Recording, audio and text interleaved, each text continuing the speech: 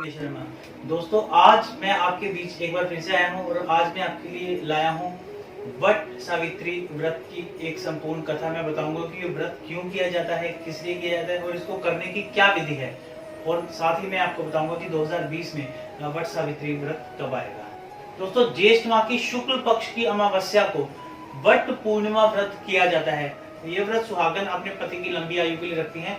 ऐसी मान्यताएं हैं कि आज के दिन ही सावित्री जी हैं, वो अपने पति सत्यवान जी के प्राण यमराज जी से वापस लेके आई थी। तो इसलिए ये एक मान्यता है कि इस दिन जो भी ये स्त्रियां, सुहागन स्त्रियां इस व्रत को रखती हैं तो उनके पति की आयु लंबी होती है।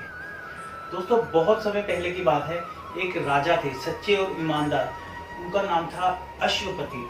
अश्वपति जी की एक पुत्री थी, उनकी पुत्री का नाम था सावित्री। जब उनकी पुत्री सावित्री जी जब वो शादी के लायक हुई तो उनको एक लड़का मिला, उनके पिताजी को एक लड़का मिला, उनका नाम था सत्यवान। सत्यवान की जब उन्होंने कुंडली देखी तो उनकी आयु मात्र 1 वर्ष और बची हुई थी। तो उन्होंने सत्यवान जी के साथ अपनी पुत्री की शादी कर दी। उनकी शादी कर दी। एक दिन जब वो वट के वृक्ष के नीचे जो सावित्री जी के गोद में सिर रख के वो सो रहे थे, इतने में जब यमदूत आते हैं उनके प्राण लेने, तो वो अपने पति के प्राण उनको लेने नहीं देती। तो फिर यमदूत जब वापस जाते हैं तब यमराज को बताते हैं इस प्रकार उन्होंने हमें प्राण नहीं लेने दिए। वो एक ऐसी सती थी, उनके अंदर इतना तपोबल था कि वो यमदूतों को वहां से जाना पड़ा। तो यमराज तब खुद आए, स्वयं आए। जब यमराज वहां स्वयं आए, मित्रों, जब यमराज जी स्वयं उनके पति के प्राण हरने के लिए आए, तब जब सती जी से उनकी वार्तालाप हुई, उस वार्तालाप से यमराज जी इतना प्रभावित हो गए उनसे कि यमराज जी उनसे खुश हो गए और यमराज ने बोला कि आप मुझसे वरदान मांगिए। तो उन्होंने क्या वरदान मांगा कि मेरे सास ससुर हमेशा सुखी रहें। तो जब उन्होंने वरदान दे दिया तथास्तु, तो उसके बाद फिर उनकी कुछ वार्तालाप हुई। यमराज को उन्होंने और प्रसन्न कर दिया। तो यमराज ने जब दोबारा बोला कि आप मुझसे एक वरदान और मांगिए, तो उन्होंने बोला कि मेरे माता पिता हमेशा सुखी रहें। तो फिर उनके बीच में कुछ और वार्तालाप हुई। जब उस वार्तालाप के बाद तो यमराज ने जब बोला कि आप मुझसे एक वरदान और मांगिए, तो उन्होंने कहा कि मैं आपसे ये वरदान चाहती हूँ कि मुझे संतान हो। तो उन्होंने बोला तथास्तु। तो उन्होंने उनसे वरदान में एक संतान का योग मांगा। जब उन्होंने बोला तथास्तु, तो वो उनके पति के प्राण लेने के लिए जैसे ही आगे बढ़े, तो उन्होंने बोला कि यदि मेरे पति को ही आप ले जाएंगे तो मुझे संतान कैसे होगी। तो यमराज इस कथन से उनके बड़े प्रसन्न हुए, उनकी चतुराई पे उनको बड़ी खुशी हुई। तो उन्होंने उनके पति के प्राण बख्श दिए। तो दोस्तों,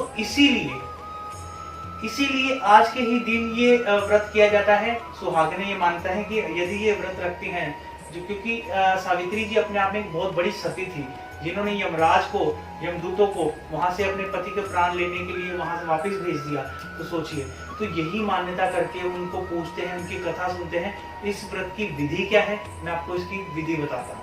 दोस्तों, जो इस व्रत को करने की जो विधि है, उसमें विधि में ये है कि जब भी स्त्रियां सुबह उठती हैं, सबसे पहले वो अपने स्नान से जो नित्य कर्म होते हैं उससे निर्मित हो जाती हैं। उसके बाद उनको एक जल लेके, गंगा जल लेके पूरे घर में उसका छिड़काव करना होता है।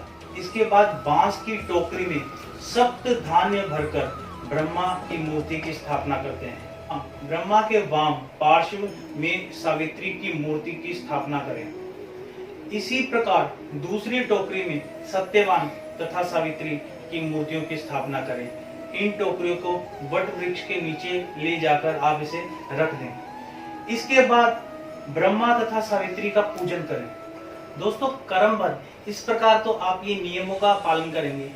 साथ में पूजा के लिए जो आपको सामग्री चाहिए होगी, वो सामग्री मैं आपको बताता हूँ, आप इसको नोट कर लीजिए। इसकी सामग्री में पूजा में जल, मोली, रोली, कच्चा सूत, भिगोया हुआ चना, फूल तथा धूप का प्रयोग करना है इसमें दोस्तों।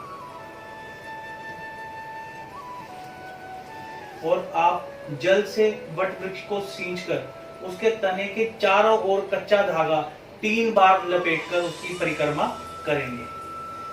बड़ के पत्तों के गहने पहनकर वट सावित्री की कथा सुननी चाहिए। भीगे हुए चनों का बायना निकालकर नगद रुपए रखकर सासू जी के चरण स्पर्श करने चाहिए। यदि सास वहां ना हो तो उस बायना बनाकर उन तक पहुंचाया जाता है।